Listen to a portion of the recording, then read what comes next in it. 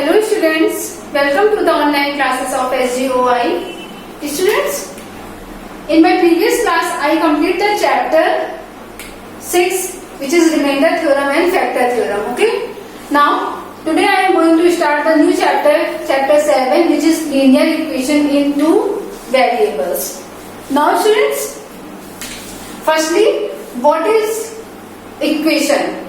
As we all know that if we write 2x plus 3, this is called equation. Okay. Now this is called linear equation in one variable, because here x is the variable, it is only one, it is only single variable in this equation. Then we can say that this is a linear equation in one variable. Okay. Why this is linear equation? Here, as we know that if a equation has the degree 1, then it is called the linear equation. Okay. Here the highest power of x is 1, then it is linear equation. If the highest power of x is 2, then it is quadratic equation. Then this is a linear equation of one variable. Okay. Now the solution of the linear equation. Okay. If we put x is equals to, here if we put x is equals to minus 2 by 3, minus 3 by 2. Now put the value here, 2 minus 3 by 2 plus 3 is equals to 0. In this case we get 0.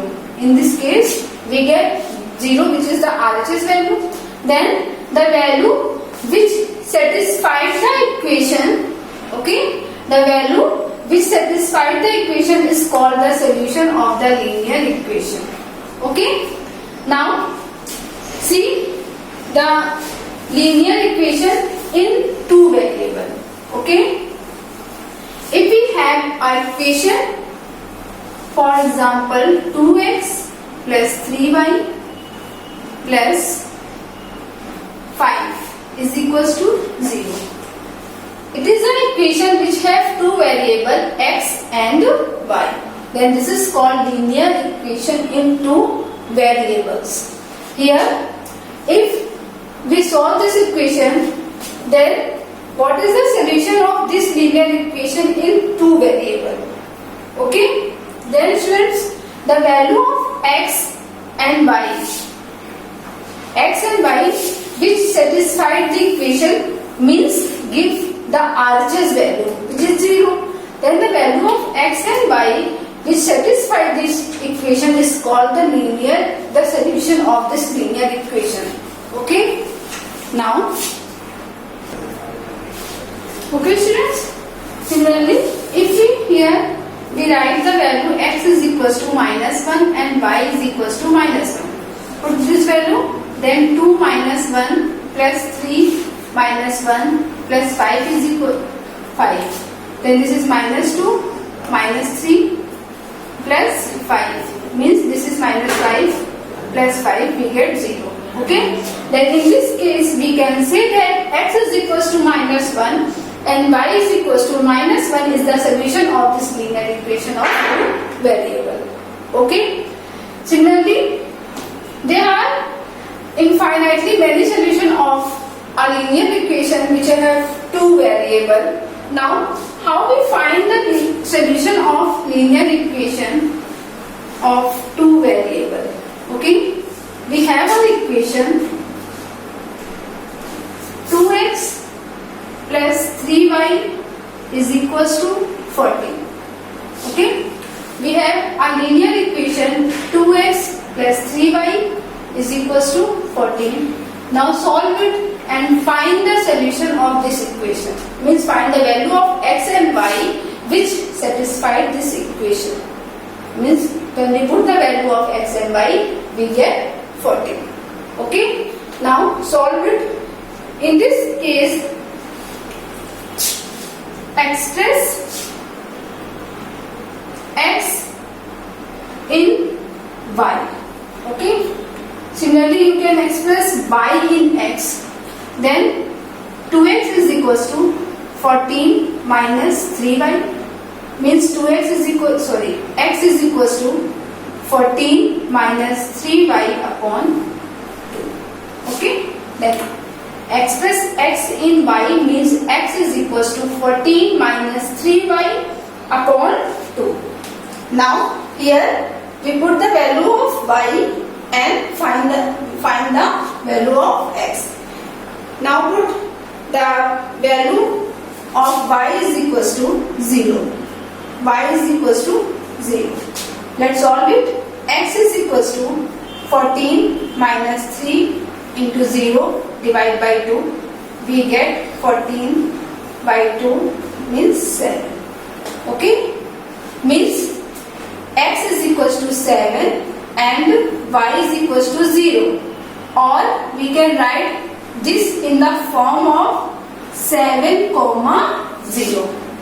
Okay? We can write x is equals to 7, y is equals to 0 in the form of 7 comma 0, because we know that 7 comma 0 means this is the value of x and this is the value of y. Okay, if we put, then we can say that x is equals to 7 and y is equals to 0 is the solution of equation. Okay, now check it. Now check it. In this equation, x is equals to 7 plus 3, y is equals to 0. 7 to 14 plus 0 means 14. Then it means the answer is right. Okay. Similarly, find the next solution of this equation. Put x is equals to 4. Okay, x is equals to 4. Y is equals to 4. Then we put the y is equals to 4 in equation number 1. In equation number 1, x is equals to 14 minus 3 into 4 divided by 2. Then 14 minus 12 divided by 2 means 12 upon 2. X is equals to 2 upon 2. X is equals to 1. It means x is equals to 1 and y is equals to 4 is the another solution of this equation. Okay. Similarly, students, we can solve this equation here. Change into y means हम इसको इस form में भी लिख सकते थे. Then 3y is equals to 14 minus 2x. Then y is equals to 14 minus 2x by 3. Okay? और यहाँ पे हम x is equals to 0 रखते तो हमें y की वैल्यू मिलती. फिर हम x की वैल्यू कुछ और रखते और हमें y की वैल्यू मिलती. इन शॉर्ट हम अगर इसको इस फॉर्म में चेंज करके आप यहाँ पे वेरिएबल की वैल्यू चेंज करते जाएंगे और आपको x की वैल्यू मिलती जाएगी एंड वो x और y की वैल्यू इस इक्वेशन का क्या होगी, सॉल्यूशन होगी. Okay.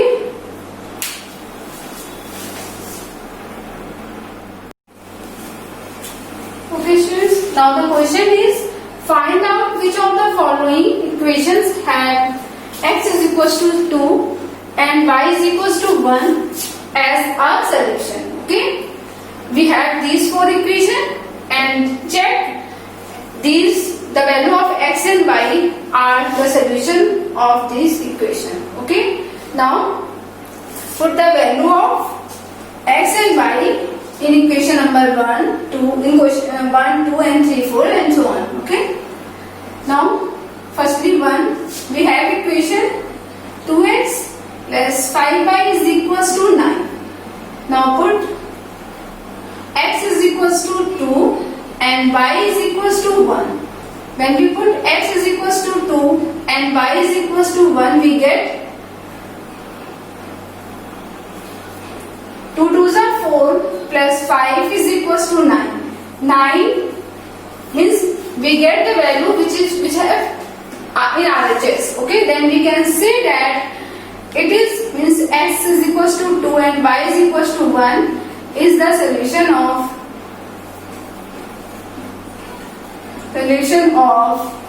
the equation. Okay, now check question number 2. Is it a solution of this?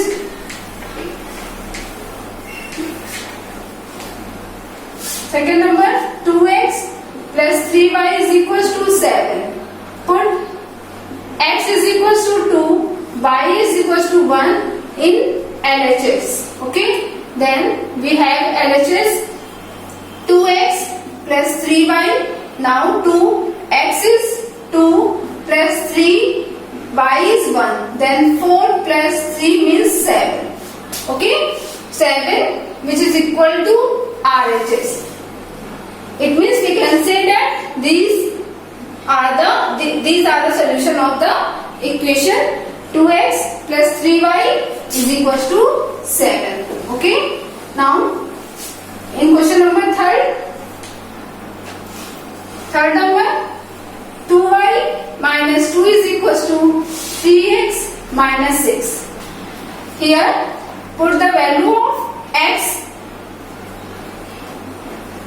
is equals to 2 and y is equals to 1. Then 2 into 1 minus 2 and 3 into 2 minus 6.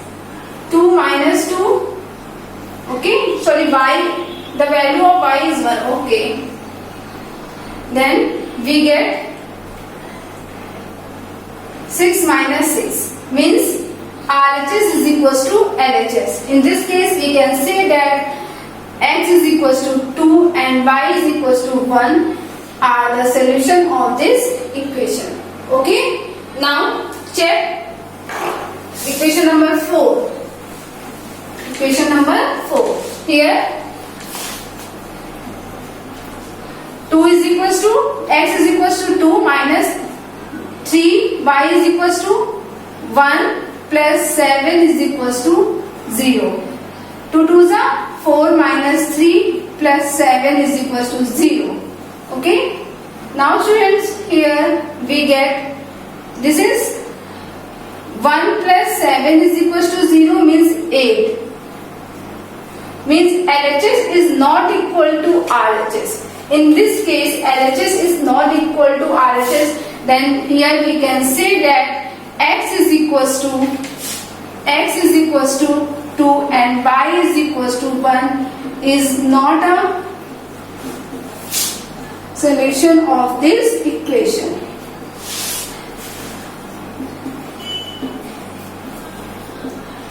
Okay, now students, see the next question.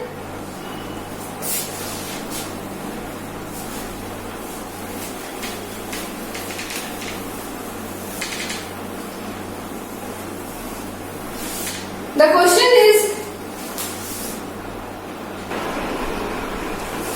students, the next question is find the value of a if x is equals to 1 and y is equals to 1 as a solution of given equation. We have two equations. This is question number 1 and this is question number 2. We have two equations and here the solution of this equation is given. Okay, it means if we put the value of x is equals to 1 and y is equals to 1, then we get the RHS value. Here it is given that these two values are the solution of this equation. Then find the value of a. Okay, now let's see the solution. We have x is equals to 1 and y is equals to 1. These two values of x and y are satisfied this equation, because here this is given that these two values are the solution of the equation. Then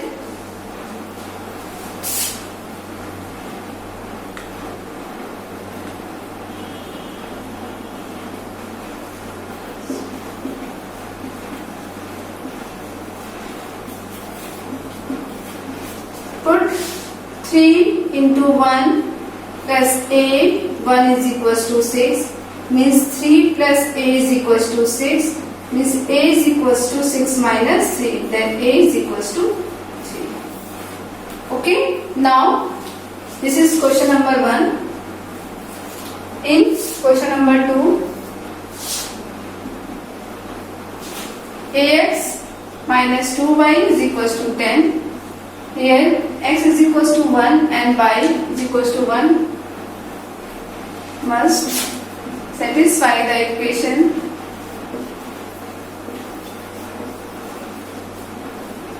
then a is equals to 1 minus 2 is equals to 10.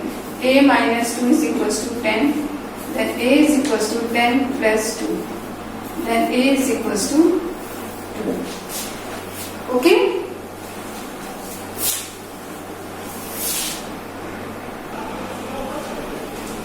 Okay, so the next question is find the fourth solution of the given equation. The equation is 5x minus 3y is equals to 0. Okay, now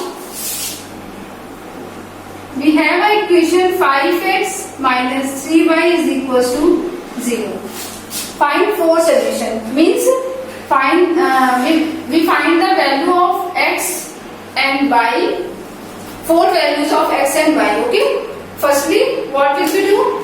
We change this term in the expression of x. Fine.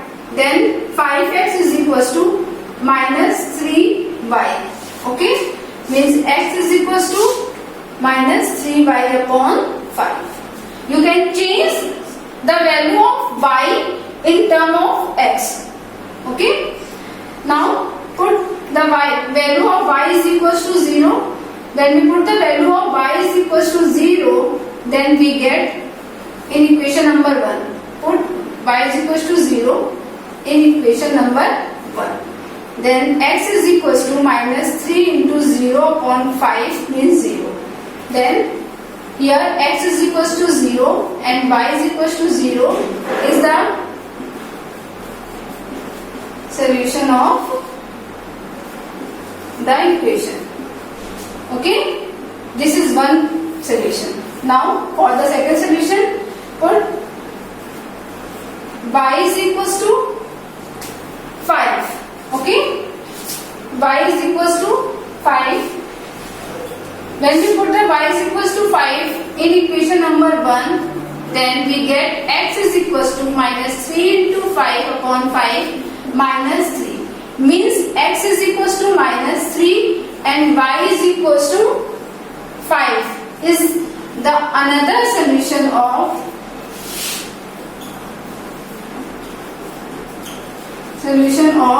equation, given equation. Similarly, we can find the next value, next solution. Input y is equals to y is equals to minus 5. Okay, y is equals to minus 5 in equation number 1. Now solve it. We get x is equals to minus 3 into minus 5 upon 5 means 15 upon 5 means 3. Then x is equals to 3 and y is equals to minus 5 is the solution of the equation, the given equation. Similarly, we can find the next value. Put y is equals to, now students, what value we find here? If we put any number which is divided by 5, then we can find the value of x. Then the next value is, put y is equals to 10 in equation number 1. Then x is equals to minus 3 into 10 upon 5 minus 3 into 2 means minus 6. Then x is equals to minus 6 and y is equals to 10 is the another solution of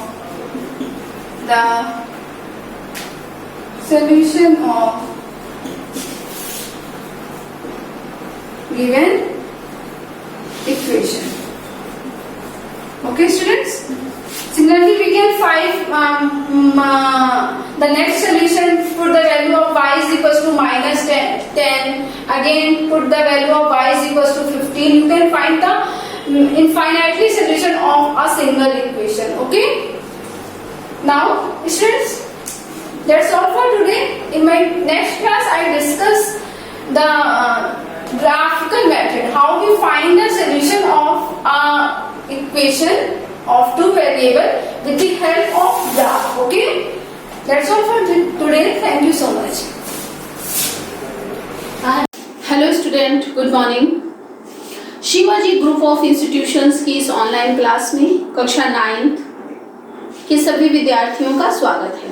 बच्चों, हिंदी विषय के अंतर्गत मैं आपको मीराबाई द्वारा रचित पदावली शीर्षक के पदों की व्याख्या पढ़ा रही थी।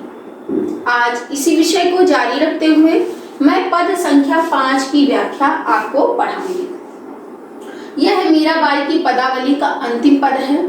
इसकी व्याख्या को आप बहुत ध्यान से पढ़ेंगे। बच्चों, मैं आपको होमवर्क भी दूंगी जिसके अंतर्गत आपको ये जो पद मैं पढ़ा रही हूँ इसकी ससंदर्भ क्या करनी होगी, व्याख्या करनी होगी। तो देखिए, मीरा जो है क्या कहती हैं, मेरे तो गिरधर गोपाल दूसरो न कोई, जाके सिर मोर मुकुट मेरो पति सोई, तात मात भ्रात बंधु आपनो न कोई, छाड़ी दई कुल की कानी कहा करिहे कोई, संतन डिग बैठी बैठी लोक लाज खोई, असुवन जल सींची सींची प्रेम बेल बोई, अब तो बेल फैल गई आनर फर होई, भगति देख राजी भई जगत देखी रोई, दासी मीरा लाल गिरधर तारो अब मोई। बच्चों, मीराबाई ने अपने पदों में भगवान श्री कृष्ण की भक्ति की है। वो श्री कृष्ण की आराधिका थी और मीरा की जो भक्ति भावना है वो माधुर्य भाव की है। आपसे प्रश्न किया जा सकता है कि मीरा की भक्ति भावना किस भाव की है, तो लिखेंगे माधुर्य भाव की। किस भाव की है? माधुर्य भाव की। तो देखिए मीरा क्या कहती, मेरे तो गिरधर गोपाल। भगवान श्री कृष्ण के जितने भी नाम पड़े वो उनके विशेष कार्य करने के कारण पड़े। जैसे गिरधर भी भगवान श्री कृष्ण को कहा जाता है। क्यों कहा जाता है? क्योंकि गिर माने होता है पर्वत को, धारण माने धारण कर लिया था, इसीलिए उनका एक नाम क्या पड़ा, गिरधर।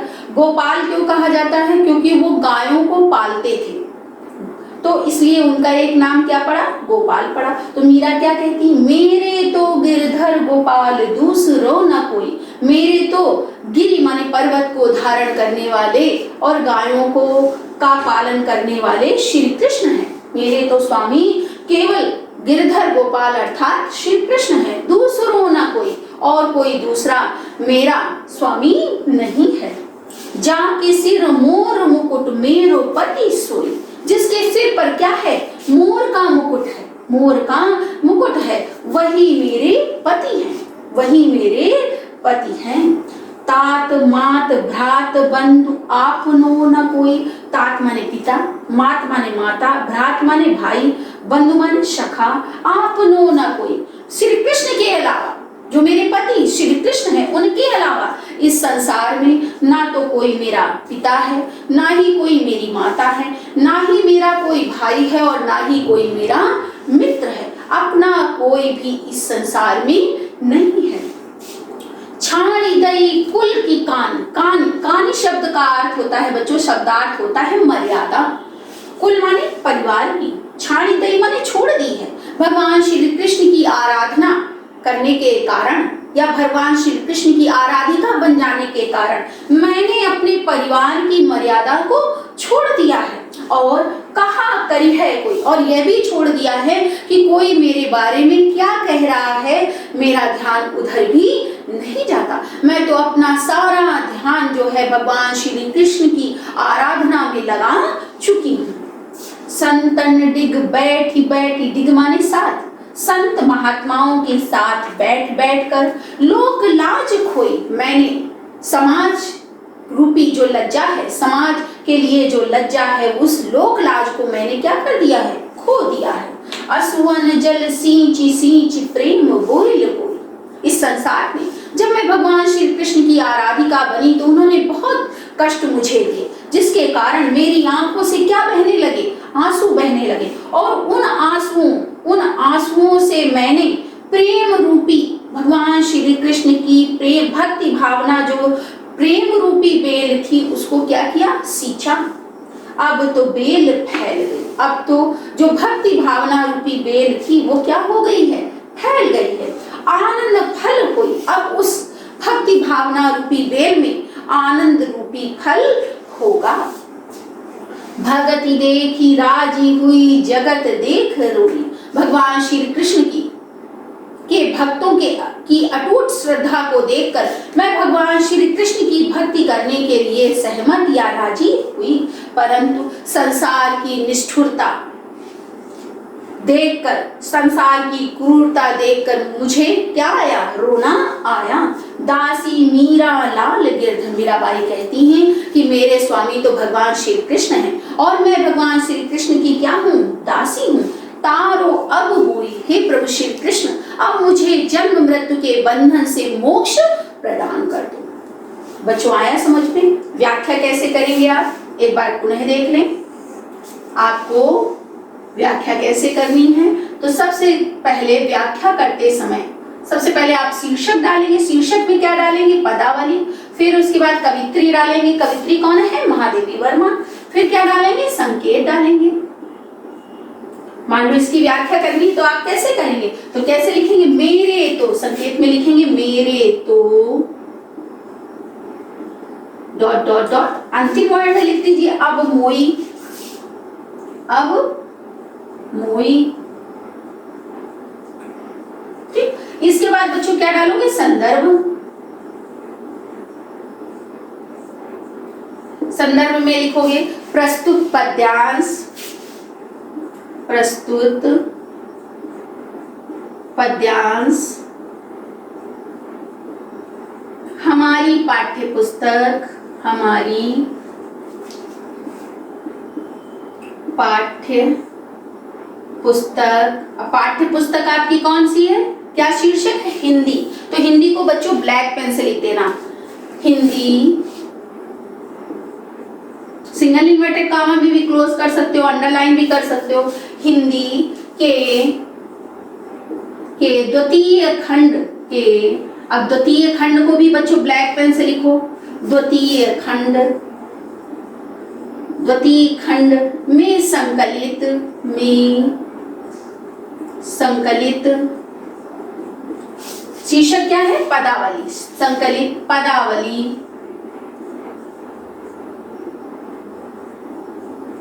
प्रस्तुत पद्यांश हमारी पाठ्य पुस्तक हिंदी के द्वितीय खंड में संकलित पदावली शीर्षक से, पदावली शीर्षक से लिया गया है, लिया गया है। इसकी कवित्री, इस पद्यांश, इसकी कवित्री, कवित्री, ये ध्यान रखना बच्चों, ऐसे ही लिखा जाता है, कवित्री नहीं होता, कवित्री महादेवी वर्मा है, महादेवी वर्मा, महादेवी वर्मा है। इसके बाद बच्चों संदर्भ, संकेत, संदर्भ लिखने के बाद क्या लिखा जाता है, प्रसंग। प्रसंग में क्या लिखेंगे, लिखेंगे प्रस्तुत पद्यांश में मीराबाई ने भगवान श्री कृष्ण को अपने पति के रूप में स्वीकार करते हुए उनकी भक्ति की है। अब इसके बाद बच्चों अगला पॉइंट क्या पड़ता है, व्याख्या। तो आप व्याख्या लिखेंगे। व्याख्या अपने मन से लिखी जाती है, कभी रटी नहीं जाती। तो व्याख्या मैंने अभी आपको पढ़ाई, पुनः एक बार देख लीजिए व्याख्या कैसे पढ़ेंगे, लिखेंगे मेरे तो गिरधर गोपाल दूसरो न कोई। मीराबाई कहती थी कि मेरे तो भगवान श्री कृष्ण के अलावा गिरधर गोपाल, गिरधर गोपाल का अर्थ क्या लेंगे, गिर को धारण करने वाले और गायों को पालने वाले अर्थात श्री कृष्ण के अलावा इस संसार में कोई दूसरा नहीं है। जहाँ के सिर मोर मुकुट मेरो पति सोई, जिसके सिर पर मोर का मुकुट है वही मेरे पति हैं। तात मात भ्रात बंधु आपनो न कोई, इस संसार में भगवान श्री कृष्ण के अलावा ना तो मेरे कोई पिता है, ना ही माता है, ना भाई है और ना ही क्या है, सखा या मित्र है। छाड़ी दई कुल की कानी, कानी माने क्या बताया था बच्चों, मर्यादा। मैंने अपने परिवार की मर्यादा को त्याग दिया है। जब से मैंने भगवान श्री कृष्ण की आराधना या भक्ति भावना प्रारंभ की है तब से मैंने परिवार की मर्यादा को त्याग दिया है और ये सोचना छोड़ दिया है कि कोई मेरे संबंध में क्या कह रहा है, कहाँ करी है कोई, क्या कौन मेरे संबंध में क्या कह रहा है और क्या कर रहा है। संतन डिग बैठी बैठी लोक लाज खोई, संतों के साथ, डिग माने बैठ बैठ कर, डिग माने साथ, संतों के साथ बैठ बैठ कर मैंने लोक लाज समाज की लज्जा को त्याग दिया है।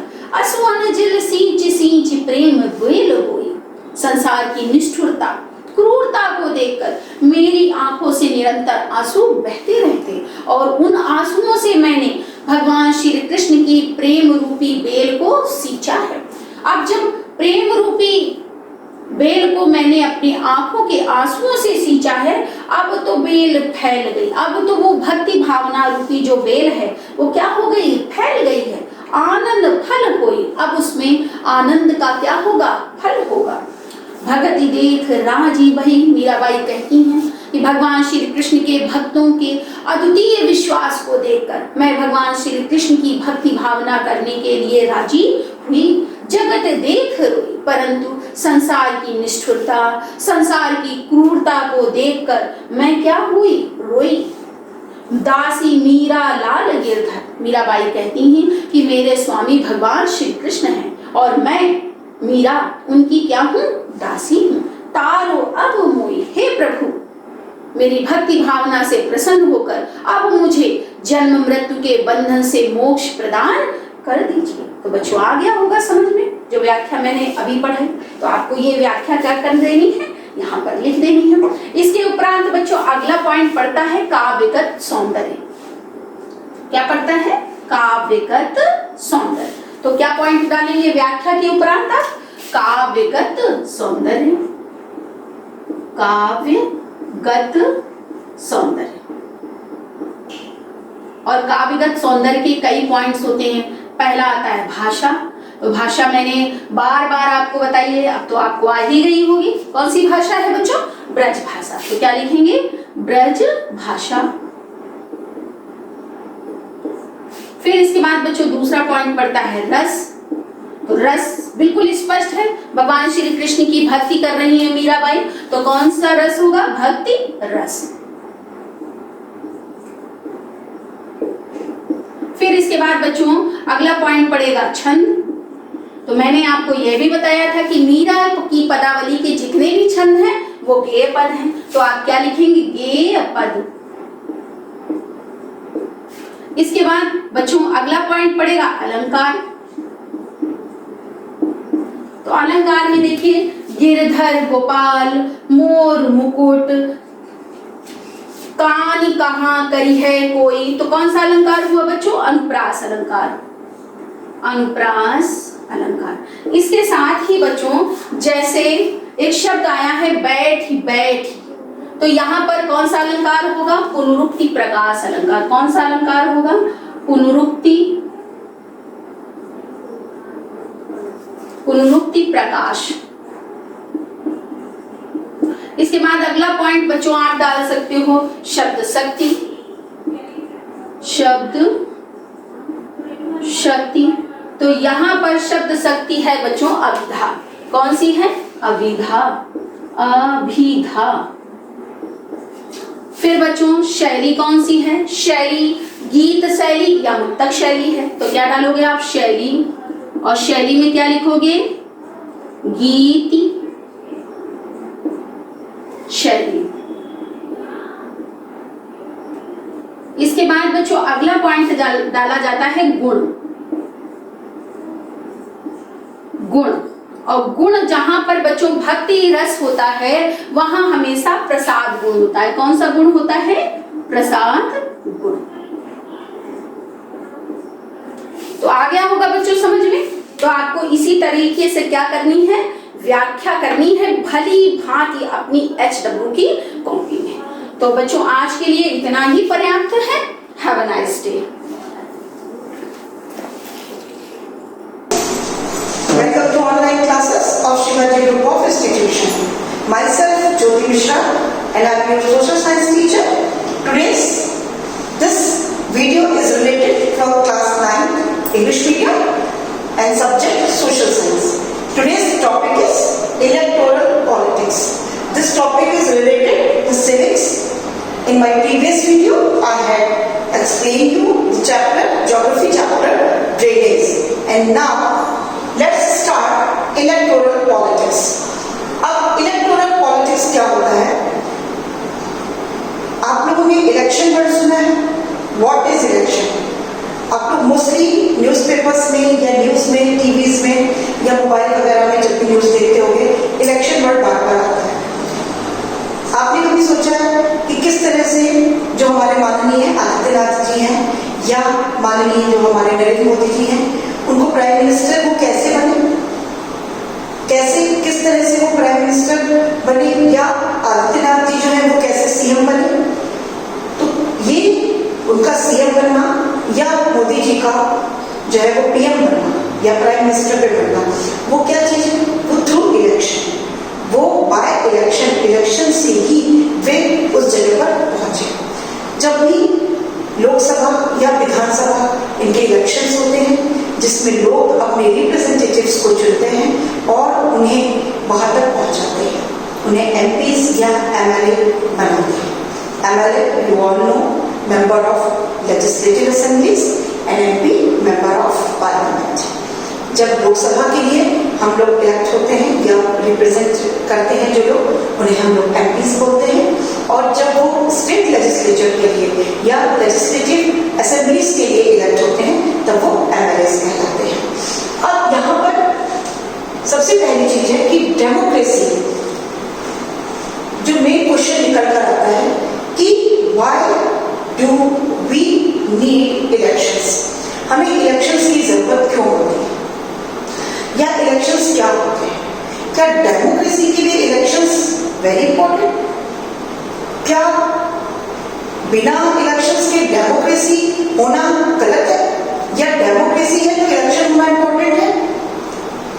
क्योंकि बहुत सारे ऐसे भी नॉन डेमोक्रेटिक कंट्रीज हैं जहां पे इलेक्शंस नहीं होते हैं, और बहुत से ऐसे डेमोक्रेटिक कंट्रीज हैं जहां पर इलेक्शंस नहीं होते हैं। सो डेमोक्रेसी नीदर पॉसिबल है, लेकिन मोस्टली अगर हम लोग आई थिंक 100 ऐसे नेशंस हैं जहां पर आज डेमोक्रेसी है और वहां पर इलेक्शन भी होते हैं।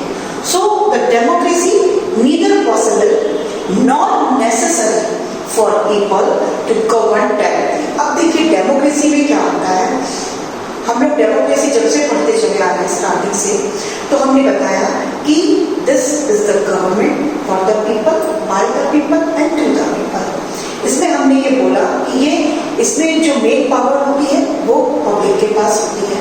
पब्लिक के पास राइट होता है अपने लीडर्स को चूज करने का, बट लीडर्स को चूज करने का, नॉट टू गवर्न डायरेक्टली। इसमें पब्लिक डायरेक्टली गवर्न नहीं करती है, पब्लिक खुद गवर्नमेंट नहीं बन जाती है, या पब्लिक के लिए ये पॉसिबल नहीं होता है कि वो खुद डिसीजन ले ले एक साथ। जैसे कि हम लोग बोलते हैं ना, व्हाई डू वी इलेक्शन? अब इलेक्शन की जरूरत क्यों होती है? तो क्या है कि कुछ लोग बैठ के बैठे एक साथ और डिसीजन ले लें, कोई भी लॉ बना ले। Is it possible? No, it's not possible. तो जो पब्लिक है, जो लोग हैं, वो चूज तो कर सकते हैं अपने लीडर्स को, बट डायरेक्टली गवर्न नहीं कर सकते। वो डायरेक्टली जो है गवर्न नहीं कर सकते हैं। गवर्नमेंट बना सकते हैं पर गवर्नमेंट बन नहीं सकते। ये चीज समझ में आए? So democracy neither possible not necessary for people to govern directly, मतलब कि लोग डायरेक्टली गवर्न नहीं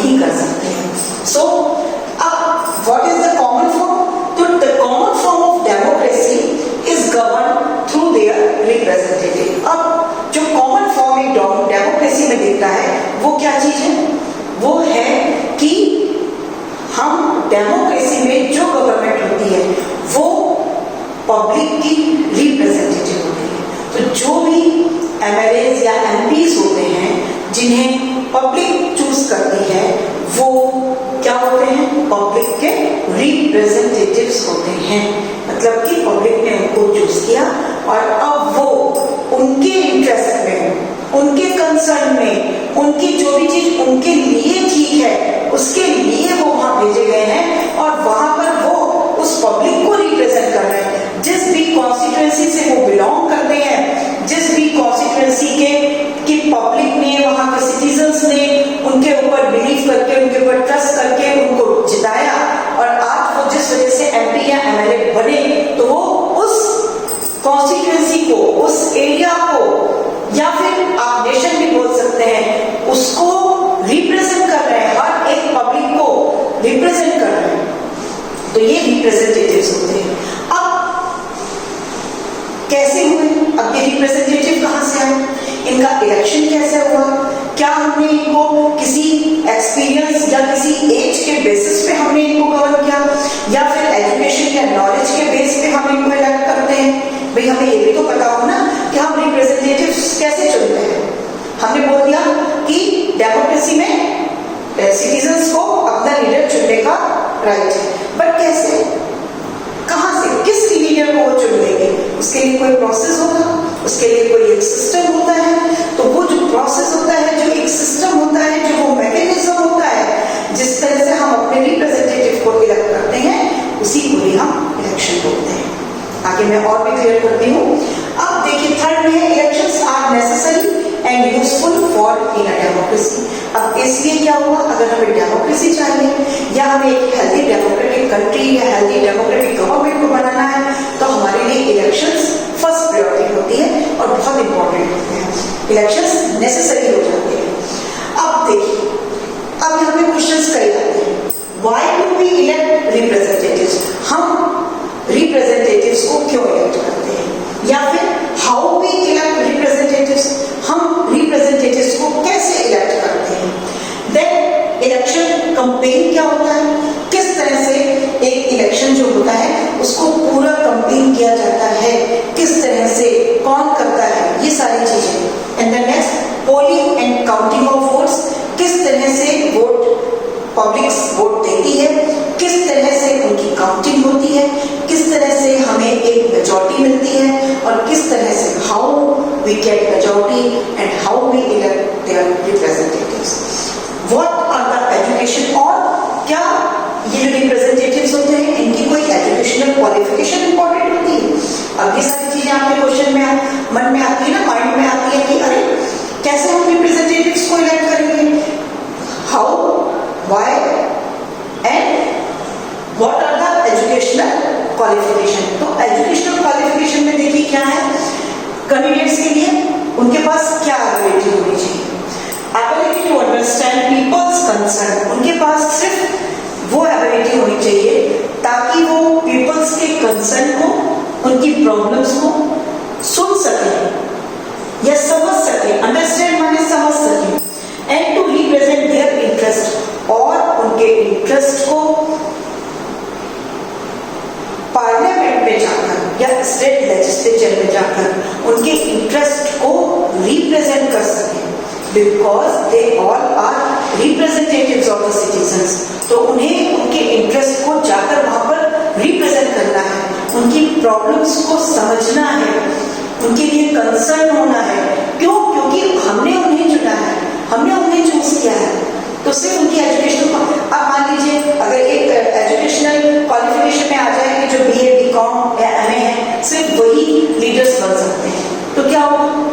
बहुत सारी ऐसी कंट्रीज हैं, 90% ऑफ कंट्रीज, या इंडिया में ही अगर आप देख लीजिए तो 90% ऑफ हमारी जो पॉपुलेशन होगी वो तो कभी लीडर बन ही नहीं सकती, क्योंकि हमारे यहाँ इतनी ज्यादा जो है इलिटरेसी है। सो देयर इज नो जो है वो एजुकेशनल क्वालिफिकेशन फॉर बीइंग या for become a representative, only the ability to understand people's concern, problems and to represent their interest. सिर्फ इतनी क्वालिफिकेशन होनी इंपॉर्टेंट है। अब इसके उसके बाद हमारे पास क्वेश्चन आता है कि how electoral competition among parties serves the people. अब देखिए, अब हम इसमें पढ़ेंगे कि किस तरीके से जो हमारे रिप्रेजेंटेटिव्स होते हैं वो किस तरीके से इलेक्शन में खड़े होते हैं। अब उसके लिए उनके लिए पास पॉलिटिकल पार्टीज होती हैं, हर लीडर एक पॉलिटिकल पार्टी को बिलोंग करता है, पॉलिटिकल पार्टी के बीच में कंपटीशन होता है क्योंकि सारे ही जो है वो इलेक्शन में खड़े होते हैं। उसके बाद एक कंपटीशन होता है, उनके लिए इलेक्शन होते हैं। इसके साथ साथ what makes an election democratic, और इस तरीके से जो इलेक्शंस होते हैं वो एक डेमोक्रेटिक इलेक्शंस होते हैं। क्यों होते हैं? अब हम किसी भी इलेक्शन को डेमोक्रेटिक इलेक्शन क्यों कहते हैं? क्योंकि हम बार बार ये सुनते आ रहे हैं कि in democracy there is no discrimination, there is a political and जो है वो इकोनॉमिकल इक्वालिटी, कि वहाँ पे पॉलिटिकल और इक्वालिटी होती है। जब पॉलिटिकल इक्वालिटी है तो हर एक के पास ये राइट है कि अगर वो चाहे तो वो किसी भी सिटीजन को, किसी भी जो है वो एरिया को, कॉन्स्टिट्यूएंसी को क्या कर सकता है, रिप्रेजेंट कर सकता है। उसको टिकट अगर मिल जाए तो किसी भी पॉलिटिकल पार्टी को ज्वाइन कर सकता है, इसके साथ कोई डिस्क्रिमिनेशन नहीं होता है। तो वो एक क्या होता है, इलेक्शन डेमोक्रेटिक इलेक्शन हो जाता है, क्योंकि democracy means equality. And then फिर हम डिस्टिंग्विश करते हैं बिटवीन इसमें एक डेमोक्रेटिक इलेक्शंस में और नॉन डेमोक्रेटिक इलेक्शन में। अगर एक डेमोक्रेटिक इलेक्शन है तो वहाँ इक्वालिटी होगी, बट अगर नॉन डेमोक्रेटिक इलेक्शन है तो वहाँ पर तो नॉन डेमोक्रेटिक गवर्नमेंट होगी, और जो नॉन डेमोक्रेटिक गवर्नमेंट है वहाँ पे जरूरी नहीं है कि इक्वालिटी हो। तो वहाँ पर हो सकता है कुछ एजुकेशनल क्वालिफिकेशन, कुछ ऐसे बंधन हो जिसकी वजह से वहाँ पर कुछ ही लीडर्स को चूज किया जा सकता है। वहाँ कोई भी कैसा भी व्यक्ति जो है वो इलेक्शन में खड़ा नहीं हो सकता है मे बी। तो ये नॉन डेमोक्रेटिक कंट्रीज में, बट जहाँ पर डेमोक्रेटिक कंट्रीज होती है वहाँ पर there is no discrimination on the basis of caste, religion and area. And now अब जब हमने ये सारी चीजें समझी तो हमें क्या समझ में आया कि हर डेमोक्रेटिक कंट्रीज के लिए elections are necessary, first thing. And the next is how we elect their representative, उसका जो प्रोसेस है वो हम लोग आगे भी पढ़ेंगे इसको। इसके साथ ही साथ कि रिप्रेजेंटेटिव्स जो होते हैं किस तरीके से उनको, किस तरह से हम लोग एक सिंबल्स देते हैं, वो किसी पार्टी को बिलोंग करते हैं। उसके बाद किस तरीके से वोटर्स होते हैं, वोटर आईडी कार्ड्स बनाए जाते हैं। उसके बाद वोटिंग्स होती हैं, वोटिंग होती है, वोटिंग के बाद वोट्स को काउंट किया जाता है। और ये जो भी सारा प्रोसेस होता है इसको हमारा इंडियन इलेक्शन कमीशन जो होता है वो पूरा जो है हैंडल करता है। इंडिया में किस तरीके से इलेक्शन होते हैं, ये जो हमारा जो कमीशन था, इलेक्शन कमीशन, उसका एस्टेब्लिशमेंट कब हुआ, कब से जो है वो ये सब चीजें हो रही है, किस तरीके से जो इलेक्शन कमीशन होता है वो एक प्रोसेस बनाता है, पॉलिसीज बनाता है कि उसी के अकॉर्डिंग इलेक्शन जो है वो पूरे हेल्ड होंगे और वो करे जाएंगे। इसी के साथ अब हम लोग फिर हमने लास्ट में क्या चीज समझ रहे हैं कि we requires a mechanism by which people can choose their representative।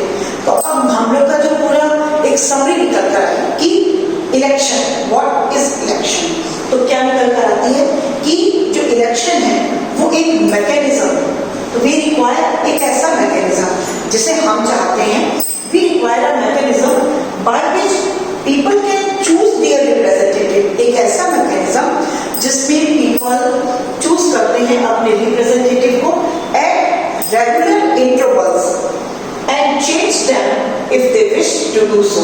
अब देखिए यहाँ पर एक नया वर्ड आया है, रेगुलर इंटरवल्स। इसको भी हम क्लियर करेंगे। रेगुलर इंटरवल्स का मतलब होता है कि जो भी इलेक्शंस होते हैं, जब इलेक्शन होते हैं तो वो मोस्टली 5 इयर्स के लिए होते हैं।